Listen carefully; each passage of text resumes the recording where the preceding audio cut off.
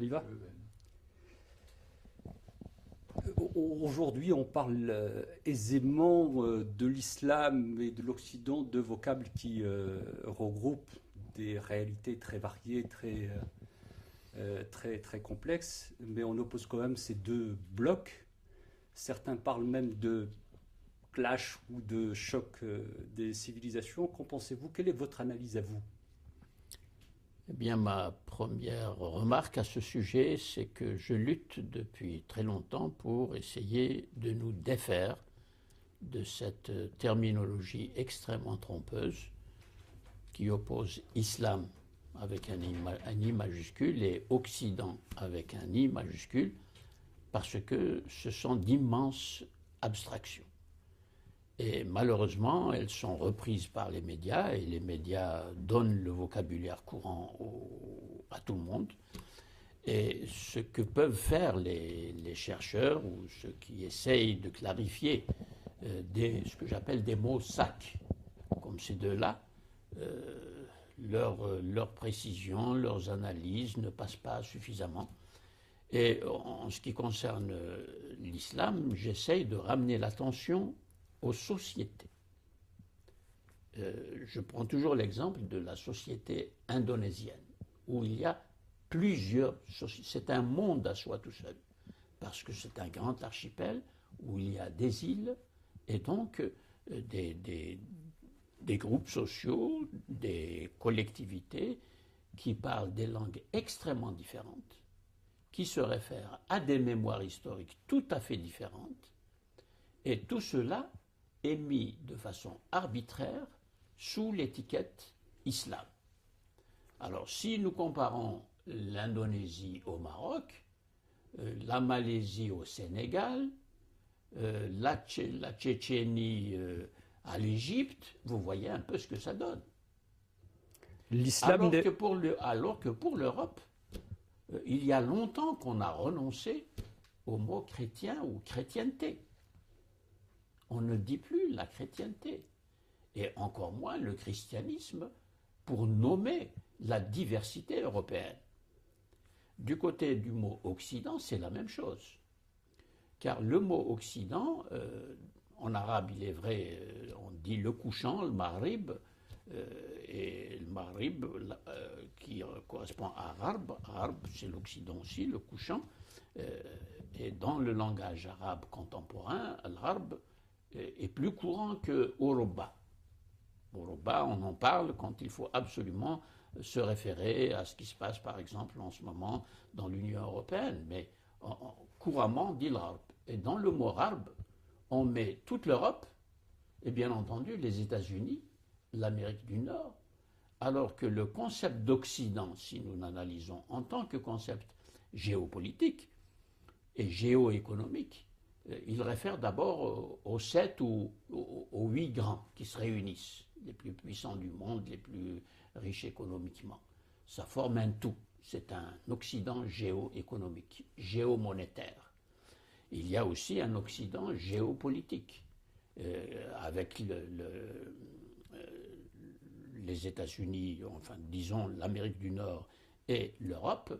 C'est un ensemble géopolitique qui a les mêmes intérêts, les mêmes visées et très souvent la même politique à l'égard du reste du monde. Une certaine fracture est apparue très récemment entre les États-Unis et certains pays européens, pas tous, au sujet de la guerre d'Irak, mais on voit bien que la notion d'Occident englobe des réalités historiques, des nations, des États, des cultures, des langues, qu'il n'est pas possible de nommer comme cela Occident pour construire des entités abstraites que l'on va opposer de manière totalement idéologique, loin de l'histoire, loin de la sociologie, loin de l'anthropologie culturelle, loin de tout ce qui fait la vie concrète et l'identité non seulement des peuples, parce qu'un peuple, si nous disons le peuple français, ça englobe, surtout maintenant, ce que j'appelle des mémoires collectives. La notion de mémoire collective s'intéresse justement à ce qui est la base de référence des identités des groupes. Donc nous sommes extrêmement loin de cette précision. Et nous devons absolument en sortir, et sortir de la formule que vous avez employée, le choc des civilisations. Là aussi, je m'inscris en faux. Dès le début, dès 1993, quand Huntington a publié un simple article de revue qui est devenu une sorte de Bible de justement un Occident imaginaire opposé à un islam imaginaire, construit tous les deux, pour dire « Ah, nous entrons dans l'ère des chocs des civilisations ». Ça n'est pas un choc des civilisations, c'est un choc des ignorances, et des ignorances institutionnalisées, c'est-à-dire qui sont liées à la politique des États, au choix des États en ce qui concerne l'enseignement de leur histoire, l'histoire de l'État-nation en Europe et l'histoire de l'État-nation qui n'existe pas, mais qu'on fait exister idéologiquement depuis l'indépendance de tous les pays qui faisaient ce qu'on appelait le tiers-monde. Aujourd'hui, le concept de tiers-monde, qui est un concept géopolitique, ne s'emploie plus.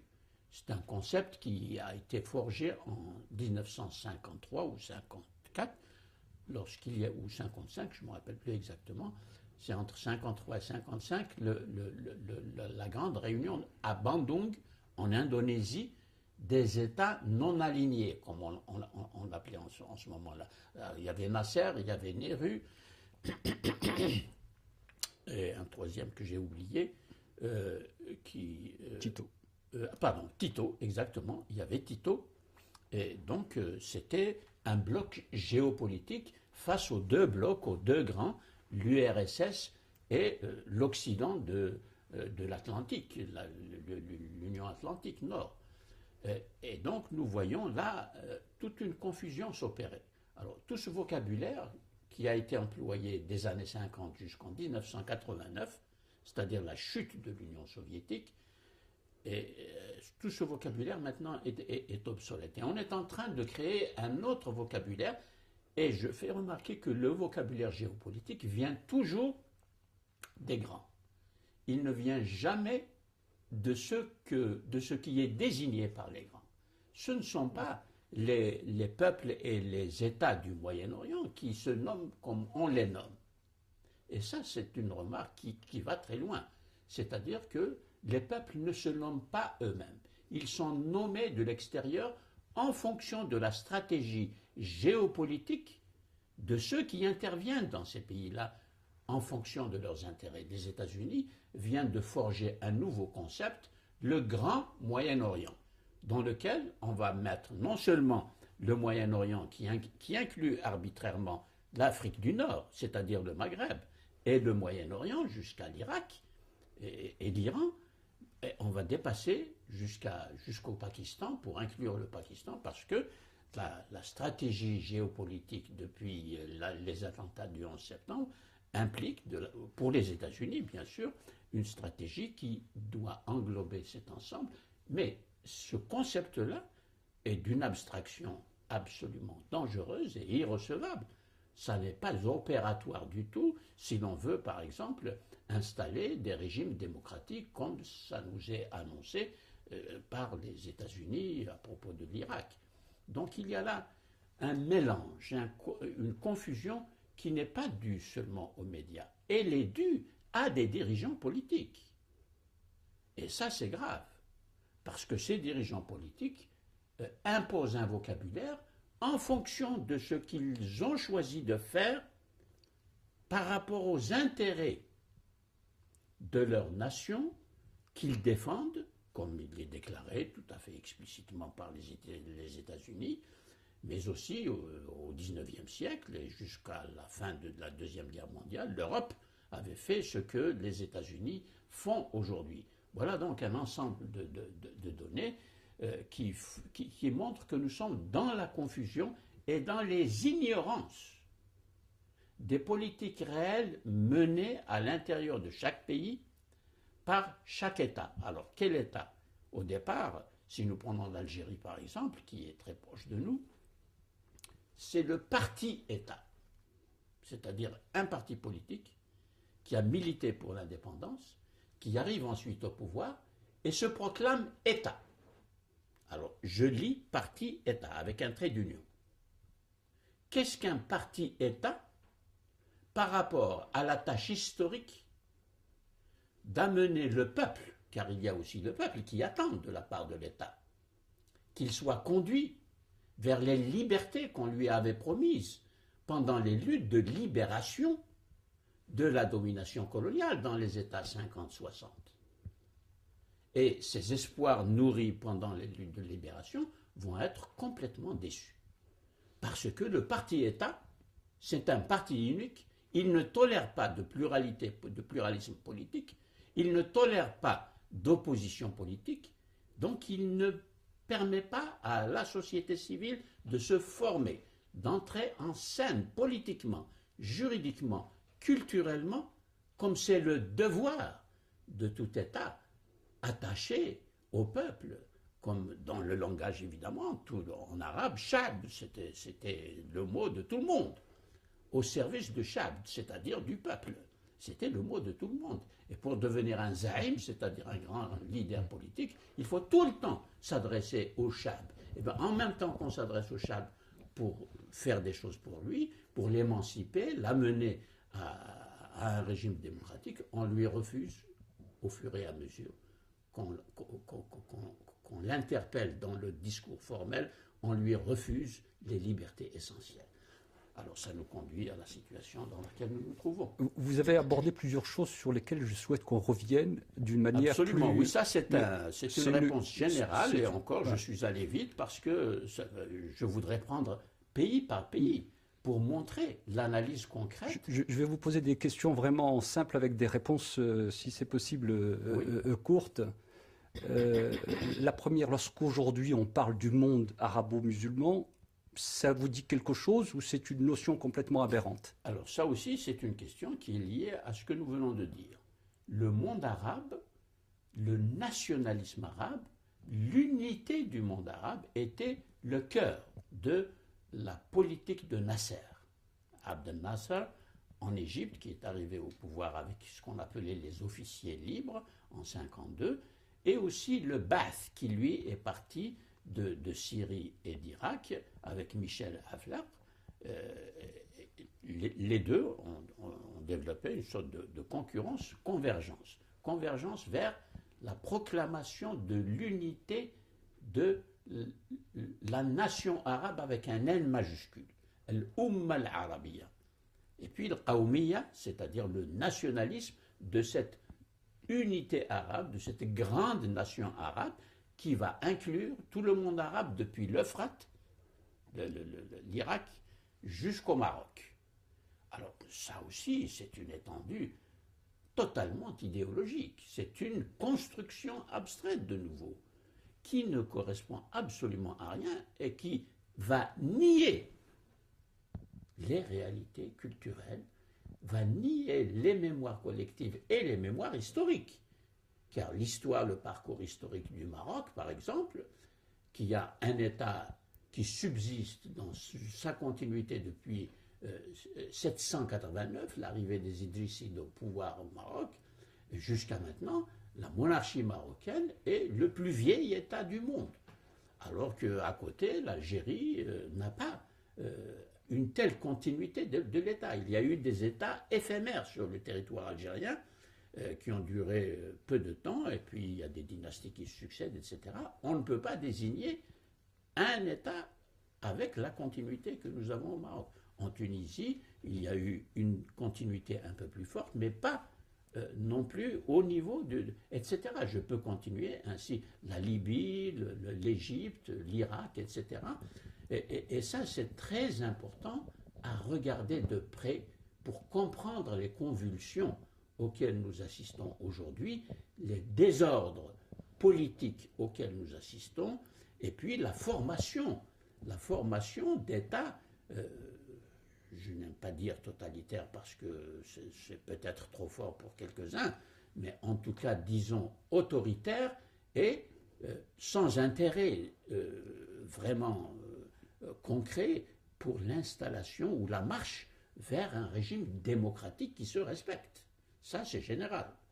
Ce manque, justement, de culture démocratique pour aller vers des démocraties. Or, on a employé le vocabulaire de la démocratie. On a introduit des institutions formelles, comme le Parlement, comme la Constitution, comme les votes, qui est l'arsenal habituel du régime. Je l'appelle arsenal parce que, exactement, c'est un mot qui dit ce qu'il doit dire ici, dans cette situation. Alors, il y a tout un arsenal, on a le vocabulaire, mais le contenu n'y est absolument pas. Et aujourd'hui, hélas, moins que jamais, sauf quelques progrès réels que l'on constate dans certains pays où la démocratie est en train de balbutier et on voit quelques jalons se poser. Je n'ose pas donner de nom là parce que les autres seraient jaloux. Je ne suis pas là pour distribuer des bons points et des mauvais points. Vous parliez aussi de mémoire collective, d'imaginaire. Alors, quand je parle de mémoire collective, je donne un exemple, ou des exemples. Les Kurdes. Les Kurdes sont un grand peuple, fragmenté, dispersé entre 7 souverainetés politiques différentes, et toutes jalouses de s'annexer et de dominer les fragments du peuple kurde tel que nous le voyons aujourd'hui sur la carte. Ça, c'est le résultat des grands traités européens pour décider des frontières politiques au XIXe siècle, à la fin du XIXe, et pratiquement jusqu'à la fin de la Deuxième Guerre mondiale. Et il y a là donc une genèse politique et juridique de situations qui aujourd'hui sont des situations absolument tragiques. C'est ce que j'appelle des tragédies humaines politiquement programmées. Voilà l'exemple concret. Si nous regardons au Maghreb, nous avons une situation qui n'est pas aussi tragique que celle des Kurdes, parce que le peuple maghrébin, le vaste peuple maghrébin, de Benghazi, la frontière égypto-libyenne, jusqu'au Maroc, et de la Méditerranée jusqu'au Niger, c'est un immense espace. Cet espace est anthropologiquement nommé berbère. Le mot ne convient plus aujourd'hui parce que les intéressés le rejettent. C'est un mot qui a été donné à ce peuple au temps des Romains. Parce que barbaroi, ça veut dire des gens qui baragouinent une langue que les Romains, évidemment, ne comprenaient pas. Les Arabes ont repris le mot et l'ont gardé. Ibn Khaldoun, dans sa grande histoire, il l'a intitulé Tarikh al-Barbar en arabe. Histoire des Berbères, Ibn Khaldoun. 14e siècle, il est mort en 1406. Donc il y a là quand même une réalité anthropologique, culturelle, historique, extrêmement importante. Et non, nous allons l'effacer, on n'en parle pas du tout. À l'école, par exemple, on n'en parlera pas. Silence absolu. Alors qu'il y a des millions de citoyens algériens et marocains, moins en Tunisie, pour des raisons historiques, quelques-uns en Libye encore aujourd'hui, dans le Jebel Nafoussa. Eh bien, tout ça, on va l'effacer. Et on va l'effacer dans cette période de libération, après les libérations. Et ça donne la situation que nous vivons, c'est-à-dire des frustrations, des fragmentations, et la difficulté quand même de constituer une plateforme commune et solide, effectivement, pour construire la nation. La nation française s'est construite comme ça. Et d'ailleurs, nous constatons en France des réémergences de ce qu'on peut appeler des différences provinciales ou des différences qui se veulent même presque nationales, comme la Corse et la Bretagne. Ça, c'est un phénomène qu'on retrouve dans le monde entier.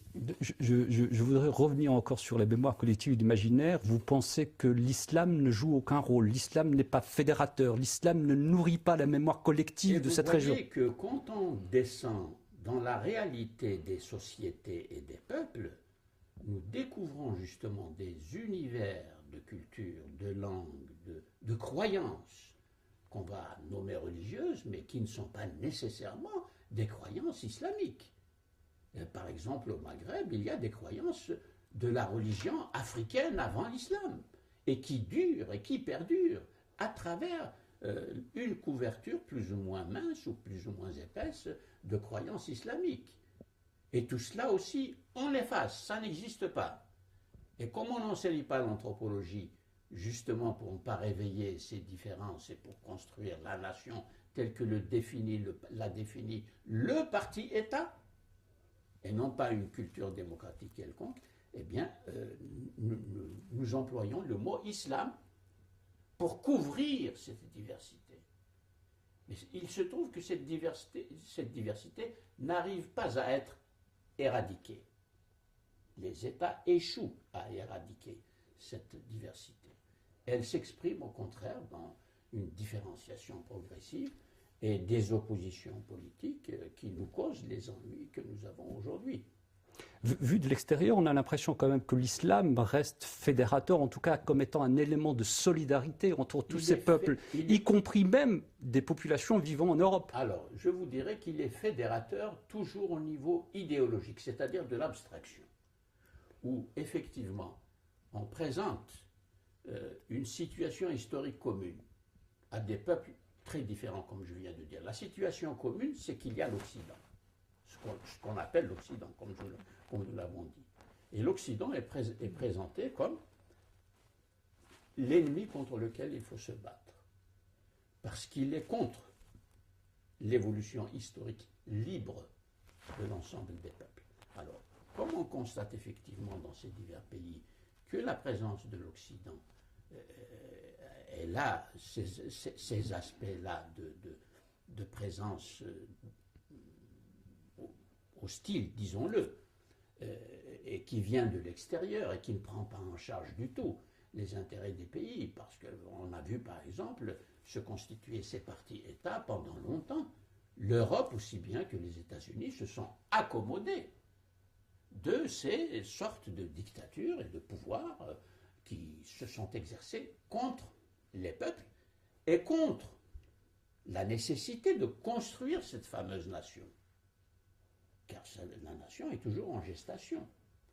Eh bien, parce qu'il y a donc cette situation historique qui a été créée par une force réelle qui est celle de l'Occident, l'Occident à la fois représenté, mais aussi l'Occident comme force économique, l'Occident comme force monétaire, l'Occident comme force culturelle, puisque c'est l'Occident qui nous donne le vocabulaire pour nous interpréter nous-mêmes. Il faut passer par le vocabulaire forgé dans les universités, par les chercheurs en Europe et en Amérique pour nommer les réalités qui se vivent. Alors on ne les nomme pas de façon adéquate, parce que ce vocabulaire ne surgit pas des tensions internes aux sociétés. Et voilà pourquoi ça se passe dans une sphère entièrement fabriquée, là aussi, et cette sphère ne fonctionne qu'au niveau de ce que les sociologues appellent les imaginaires sociaux, c'est-à-dire des représentations de soi, des images mentales qui vont être gonflées. Mais c'est de la faute de la suprématie de l'Occident ou c'est de la faute de la faiblesse du monde arabo-musulman? Les deux. Les deux, et c'est ce que j'essaye de faire depuis toujours. Je suis pas à pas ce qui se passe à l'intérieur. J'analyse les démissions, les omissions, les oppressions, les refus de liberté à l'intérieur. Et il y a encore d'autres facteurs que je peux nommer, par exemple l'instrumentalisation de l'islam comme force de soulèvement historique. Et non pas du tout comme religion, non pas du tout comme expérience spirituelle, non pas du tout comme foi, comme on l'a entendu à propos du voile en France. Je mets le voile parce que c'est ma foi. C'est absolument faux pour le sociologue. Et pour le théologien, car il y a aussi la voix du théologien, c'est également faux. Le voile n'a jamais été une obligation canonique, comme la prière et la zakat.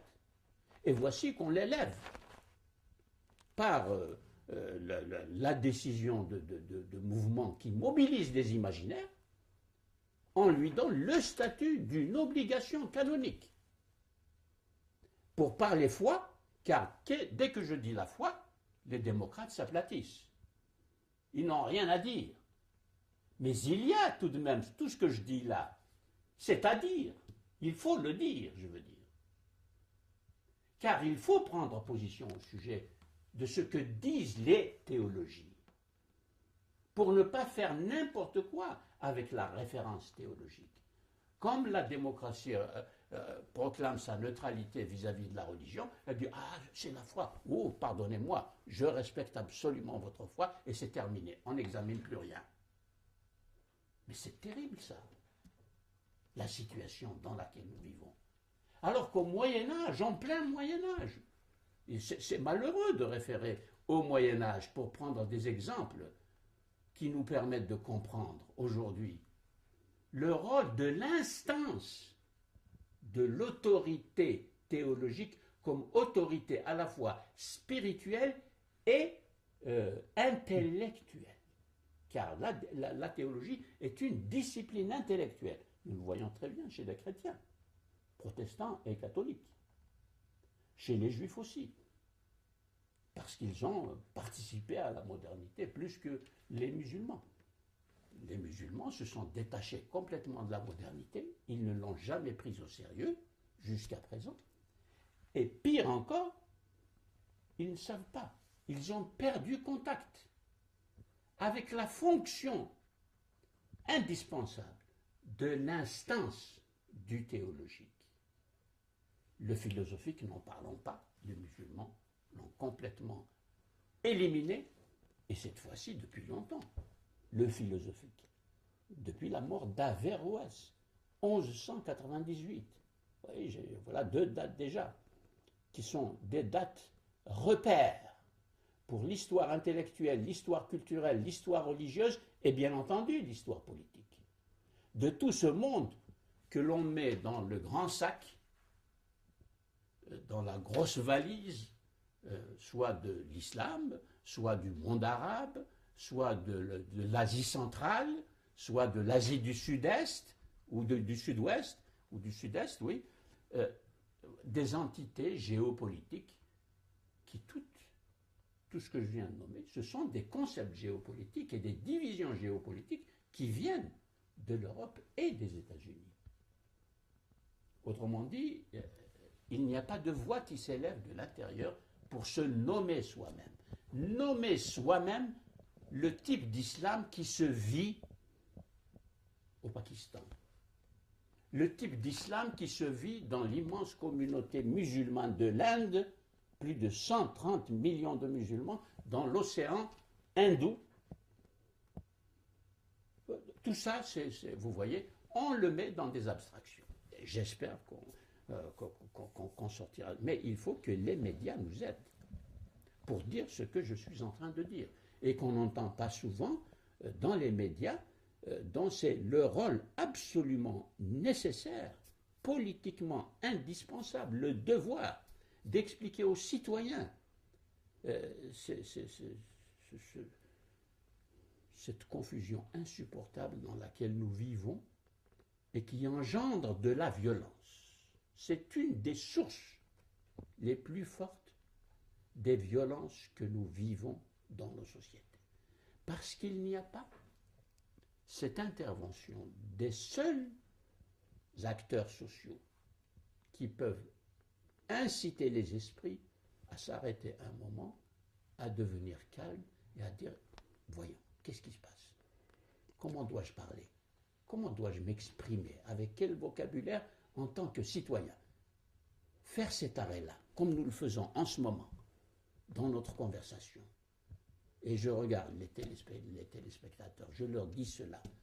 Je suis sûr que si l'on répète le temps qu'il faut, avec les attentions qu'il faut de la part des médias, pour donner la parole ainsi à ceux qui peuvent apporter cette sérénité et aussi une compétence dans l'analyse, pour nous sortir de la violence.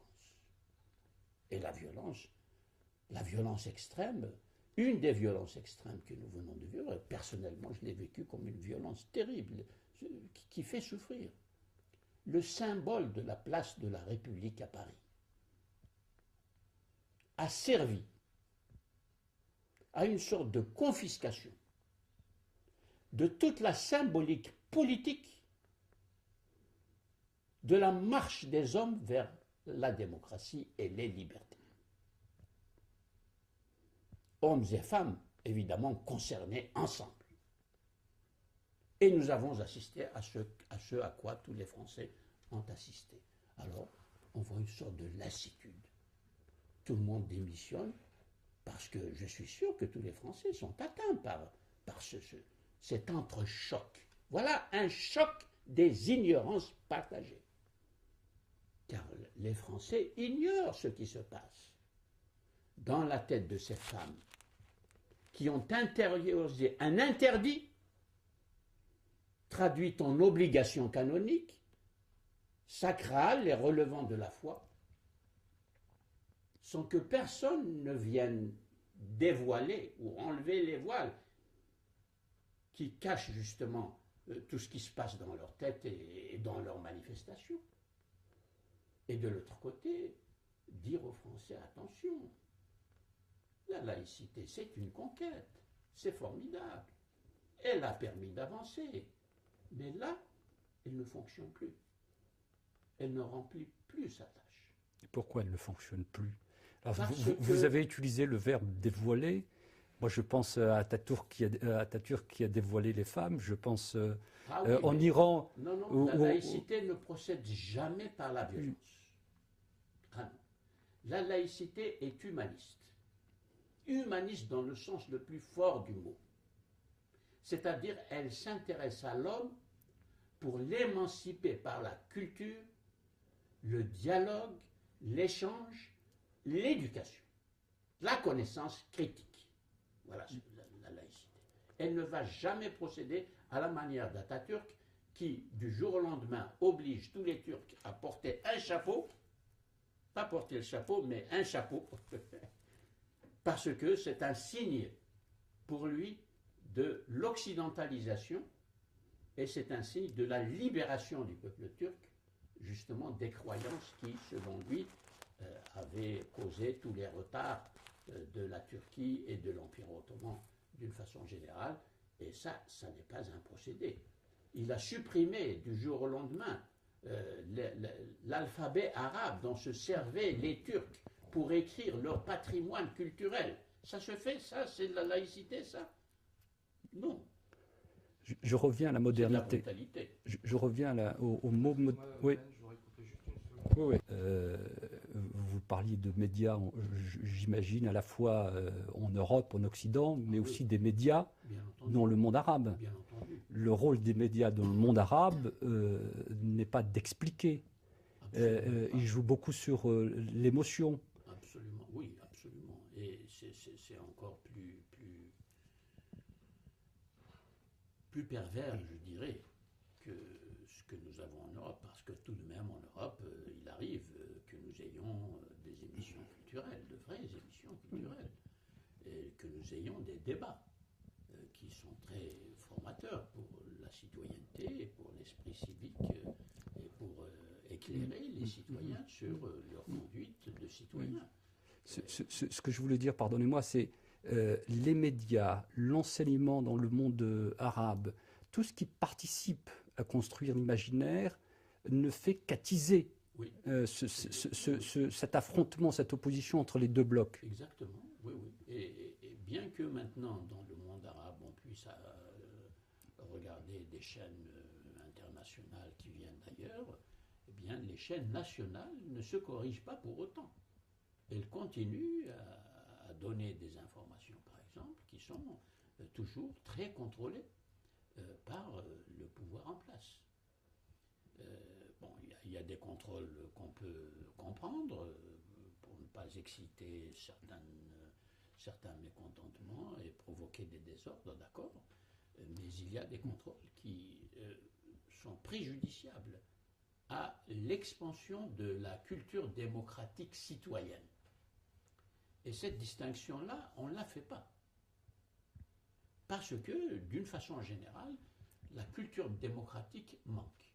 Parce que la culture démocratique, ça ne s'invente pas. D'abord, ça se vit. Et ça se vit avec des références. Et des références à quoi? Au travail des historiens, au travail des sociologues, au travail des anthropologues, au travail des philosophes.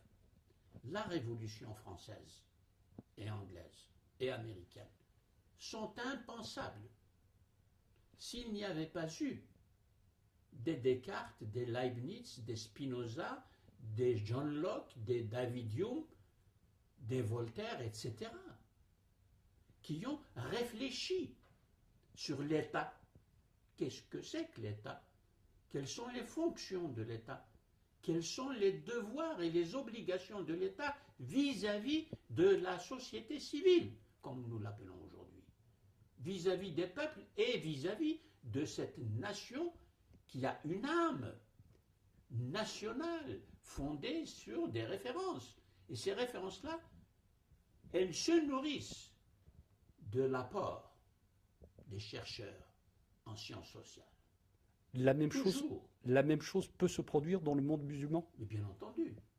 Il suffit d'avoir un gouvernement démocratique. Et s'il est démocratique, si les membres du gouvernement ont reçu la culture démocratique, ils vont faire un système éducatif autrement plus ouvert que celui dont ont souffert un grand nombre de peuples. Imaginez la façon, dans l'histoire de chaque pays, si nous prenons le Maghreb par exemple, brusquement, la frontière politique de Tunisie, Libye, Algérie, Maroc sont devenues des frontières également culturelles.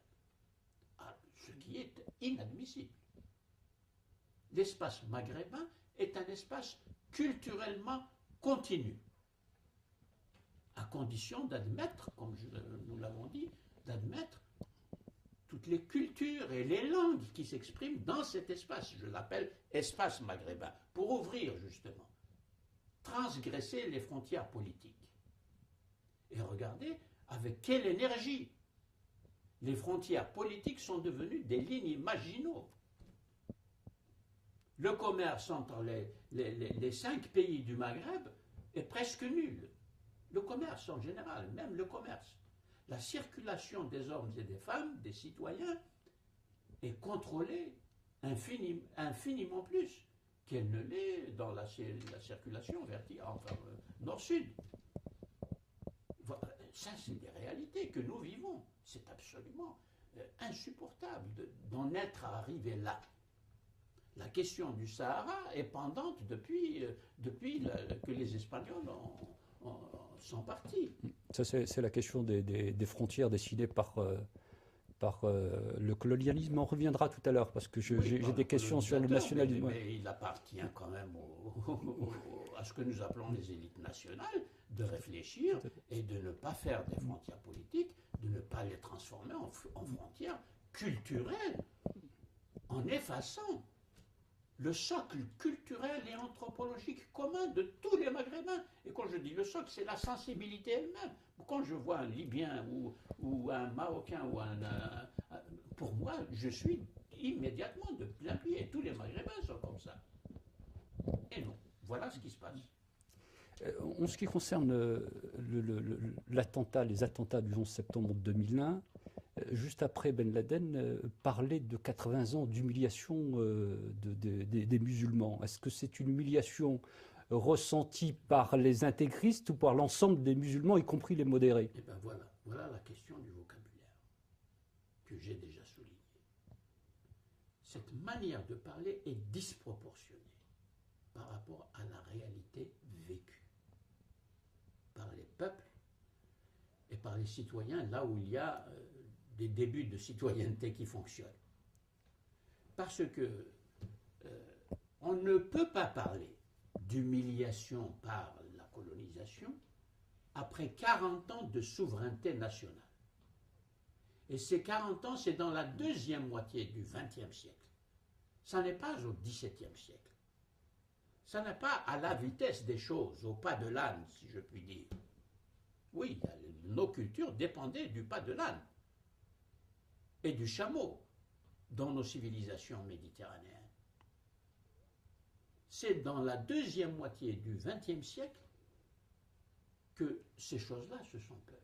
Alors, moi, je m'interroge, qu'avons-nous fait avec nos États de notre liberté politique retrouvée? Disons, souveraineté politique retrouvée. Qu'est-ce que nous avons fait?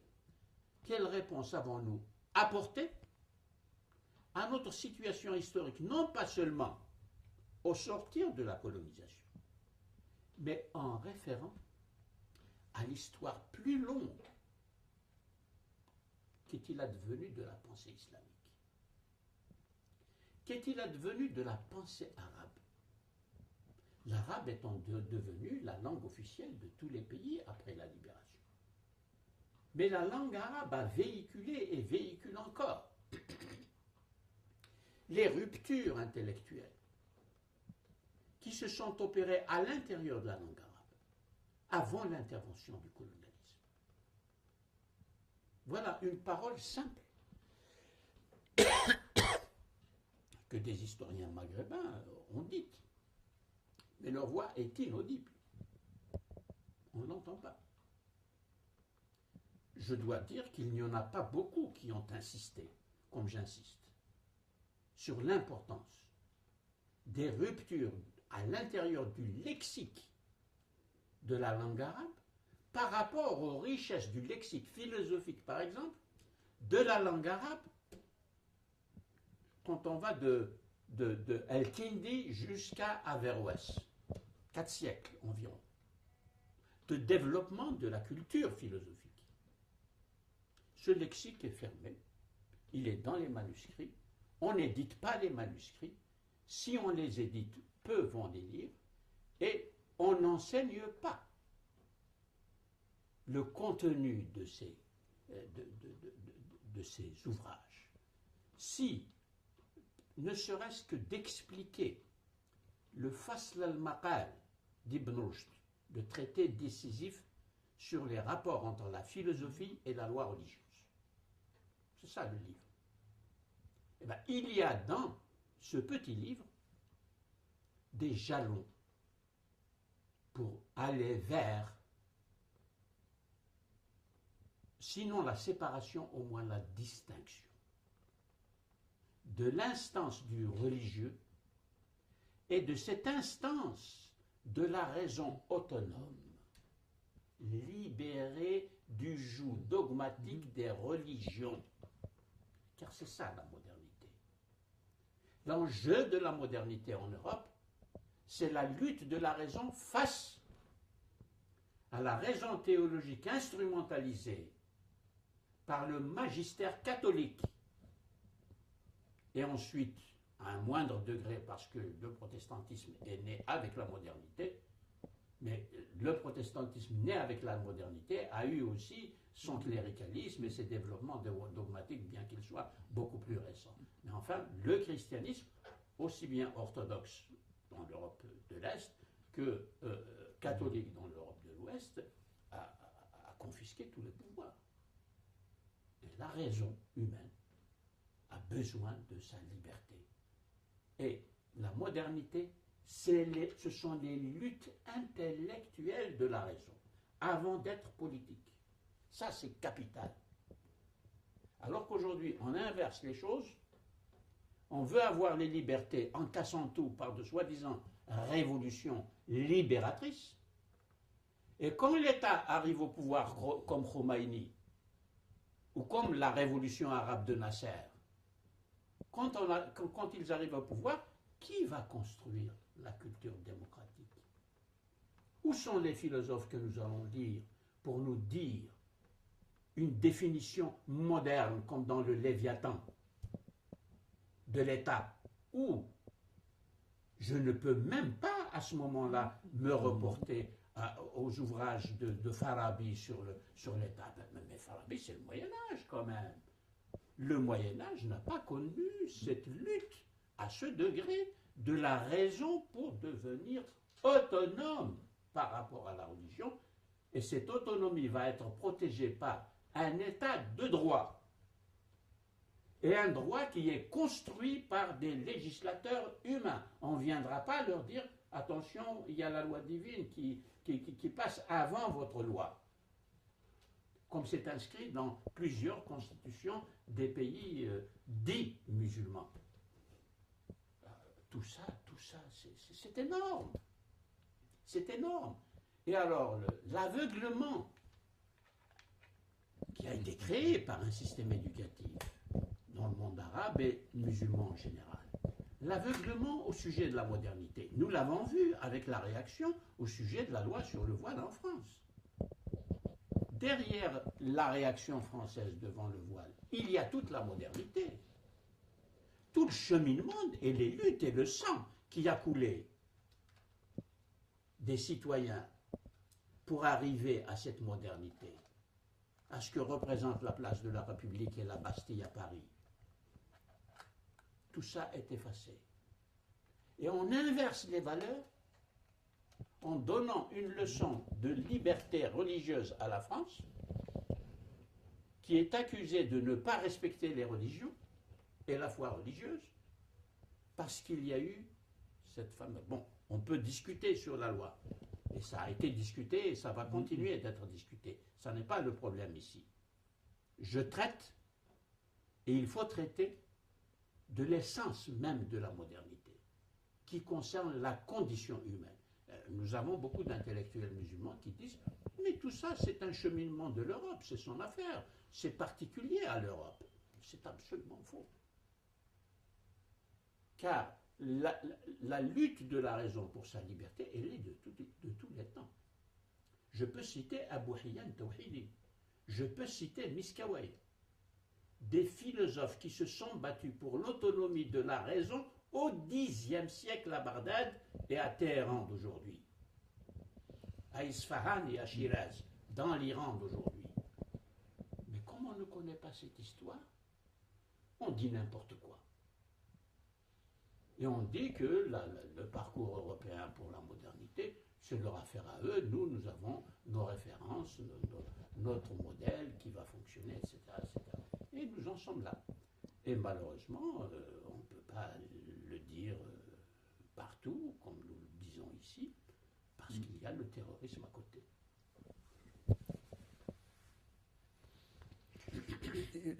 Vous disiez tout à l'heure que parler d'humiliation, c'était un peu exagéré. Alors comment expliquez-vous Attention, il y a humiliation.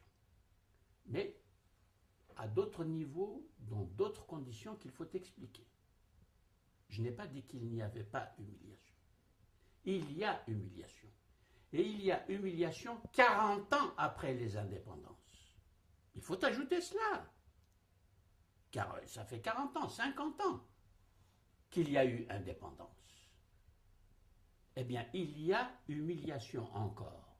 Mais quelles sont les causes de cette humiliation? Ça n'est plus exclusivement le colonisateur extérieur. Ce sont nos citoyens qui ont pris les pouvoirs et qui ont développé des politiques qui n'ont pas intégré ni les valeurs démocratiques, ni le droit moderne, qui est une conquête et une reconquête perpétuelle. Car dans la mesure où le droit, tout droit, est la traduction d'un rapport de force à un moment donné de l'histoire d'une société, le droit est toujours sujet, constamment sujet, à révision, à refondation, pour qu'il y ait légitimité et non pas seulement une fausse et insupportable légalité. Car il y a des pouvoirs qui s'exercent avec une insupportable légalité, intolérable du point de vue intellectuel et du point de vue de l'analyse du droit et de la confection du droit dans une société. Ça, c'est un immense sujet.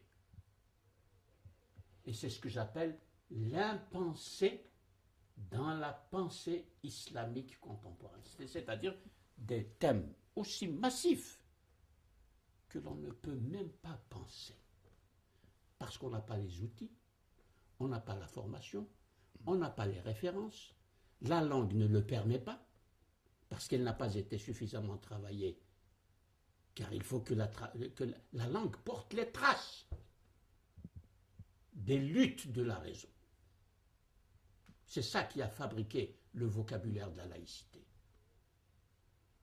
Et c'est pour cela que le vocabulaire de la laïcité doit être révisé, revisité, refondé, surtout quand la structure de la société change de manière significative, comme c'est le cas de la société française, qui doit faire place à plus de 5 millions de musulmans. Ça change complètement la structure profonde de la société et les demandes des citoyens. Alors là, il faut repenser, non pas rejeter, non pas dire laïcité contre religion, absolument pas. C'est pas là le problème. L'islam est compatible avec la démocratie? Je ne poserai jamais le problème ainsi. Parce que si je dis ça, il faut que je dise la même chose. Le christianisme est-il compatible avec la démocratie? Alors là, il y a des réponses. Marcel Gauchet dit, qui est un grand historien de la laïcité en France, il a des travaux très, très connus et à juste titre, soutient la thèse que le christianisme est la seule religion parmi toutes les religions qui permet la sortie de la religion. C'est-à-dire que sortir du religieux se trouve déjà inscrit dans les enseignements du christianisme. Alors, je demande à voir, c'est une question entre lui et moi, une discussion entre lui et moi, mais on se comprend très bien. Et puis, je demande à voir, en ce qui concerne, quid de l'islam, quid du judaïsme, quid de l'hindouisme, quid du confucianisme, c'est-à-dire que nous avons des religions vivantes. Nous ne sommes pas les seuls sur Terre. Mais ma question, quid de l'islam? Eh bien, quid de l'islam à l'intérieur de cela? Alors, je ne peux pas répondre à la question uniquement pour l'islam. Bon, on peut esquisser des réponses, mais les recherches ne sont pas faites dans cette direction jusqu'à présent. Ce qui a été fait est très insuffisant. Et de toute façon, la réponse ne peut pas être donnée uniquement pour une religion sans examiner les autres religions pour apporter des preuves a contrario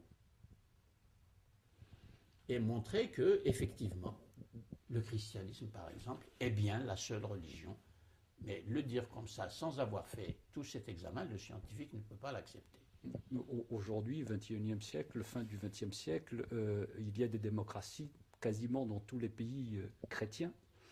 Dans le monde musulman, il n'y a pas de démocratie. Oui, mais il y a des démocraties dans les pays chrétiens, mais il y a toujours la tension entre le regard chrétien sur la démocratie et le regard laïque sur la démocratie. Nous l'avons vu dans la discussion qui vient de s'engager en France à propos du voile. Et nous le voyons aussi dans d'autres exemples.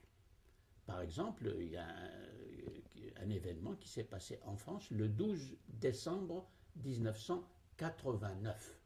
C'était la célébration du bicentenaire de la Révolution et le président Mitterrand a fait entrer l'abbé Grégoire au Panthéon. Et Mitterrand, qui est un grand connaisseur de la symbolique politique, voulait rapprocher ce que les historiens appellent les deux France. Justement, la France qui veut une démocratie mais de type chrétien et la France qui veut une démocratie de type laïque totalement détachée du religieux. Car l'abbé Grégoire, pendant la Révolution, a signé la constitution civile du clergé, ce qui est un acte théologique que l'Église jusqu'à présent n'a pas entériné. Et le cardinal Lustiger a été invité par Mitterrand à participer à cette cérémonie républicaine de réconciliation des deux France sur un point de symbolique politique et religieuse qui ne sont pas en tension de lutte, mais en tension théorique, en tension de conception. Le cardinal Lustiger n'est pas venu à cette cérémonie parce qu'il considère que l'abbé Grégoire, bon, il peut aller au Panthéon, en quelque sorte, c'est sa place, parce que, justement, il avait pris une position qui n'a pas tenu compte du magistère catholique, qui veut que le clergé aussi lutte pour son indépendance. Mais il lutte pour son indépendance et son autonomie grâce à la modernité. Car il a longtemps lutté contre la modernité, comme l'islam lutte contre la modernité. Alors, à propos de modernité, les islamistes disent qu'il faut islamiser la modernité.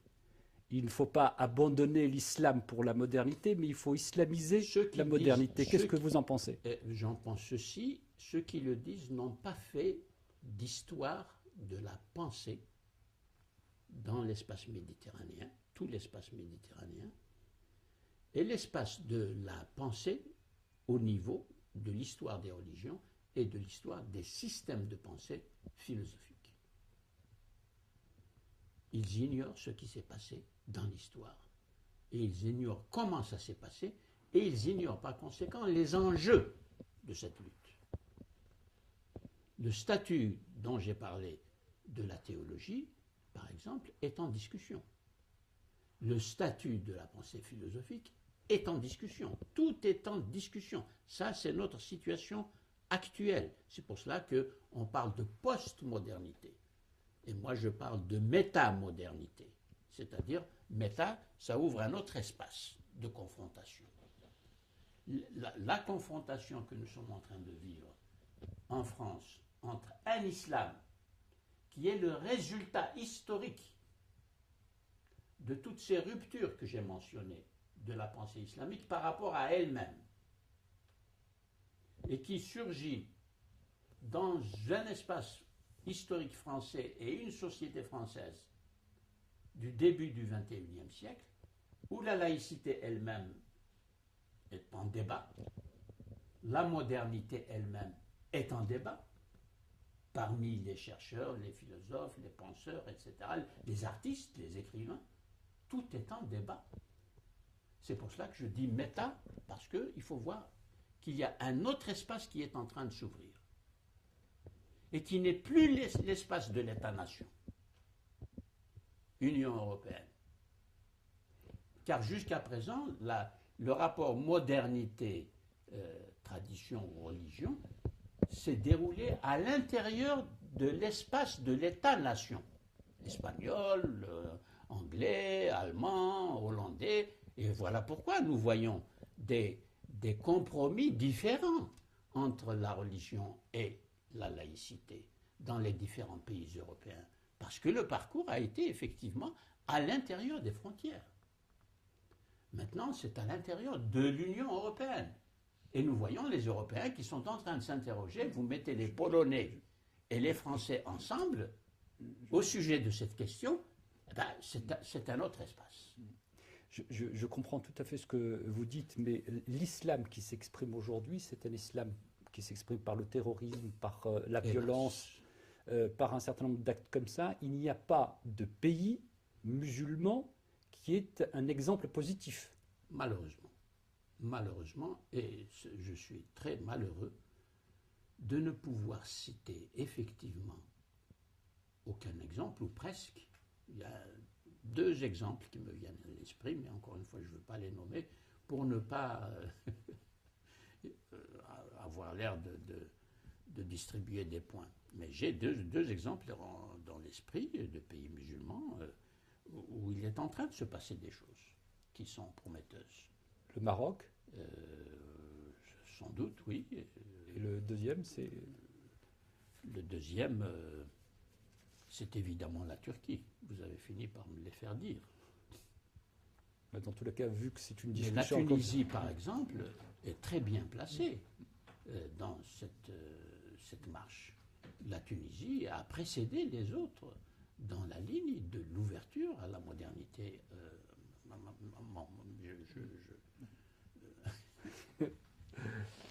D'accord. Quel est je reviens à ce ressentiment qui existe quand même dans le monde arabo-musulman vis-à-vis de l'Occident. Quel est le poids dans ce ressentiment, dans cette haine de la question israélo-palestinienne? Considérable. Tout à fait considérable, bien entendu. Il faudrait une émission pour ça, pour cette situation. Voilà une situation qui n'est pas seulement historique, une situation qui touche au cœur de l'histoire des trois religions monothéistes. Et nous voyons ces trois religions monothéistes totalement incapables, impuissantes à faire quoi que ce soit pour dépasser le conflit. Et bien entendu, les pouvoirs politiques sont encore plus impuissants.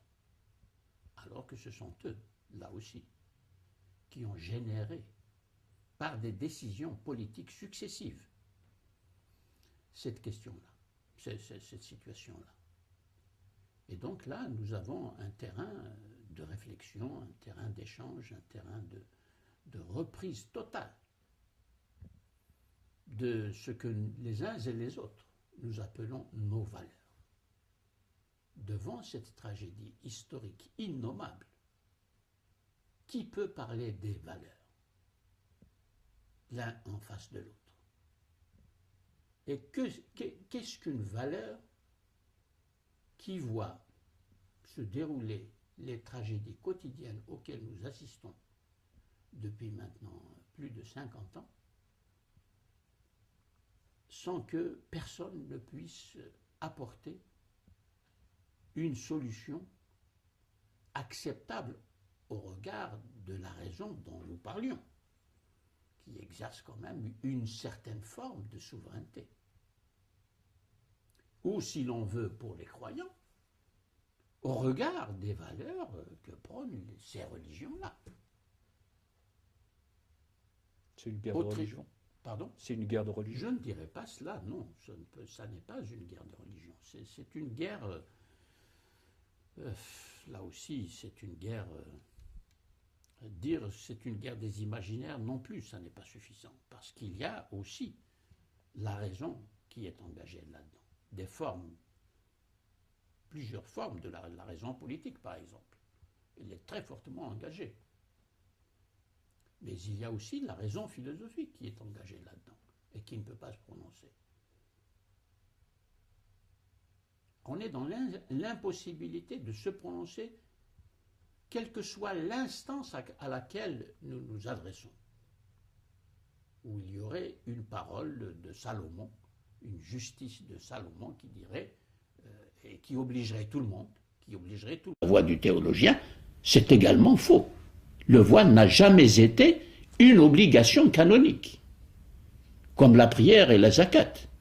Et voici qu'on l'élève par la décision de mouvements qui mobilisent des imaginaires, on lui donne le statut d'une obligation canonique. Pour parler foi, car dès que je dis la foi, les démocrates s'aplatissent. Ils n'ont rien à dire. Mais il y a tout de même, tout ce que je dis là, c'est à dire. Il faut le dire, je veux dire.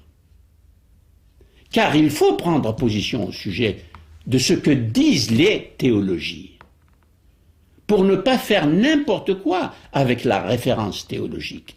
Comme la démocratie proclame sa neutralité vis-à-vis de la religion, elle dit « Ah, c'est la foi. Oh, pardonnez-moi, je respecte absolument votre foi et c'est terminé. On n'examine plus rien. » Mais c'est terrible, ça, la situation dans laquelle nous vivons. Alors qu'au Moyen-Âge, en plein Moyen-Âge, c'est malheureux de référer au Moyen-Âge pour prendre des exemples.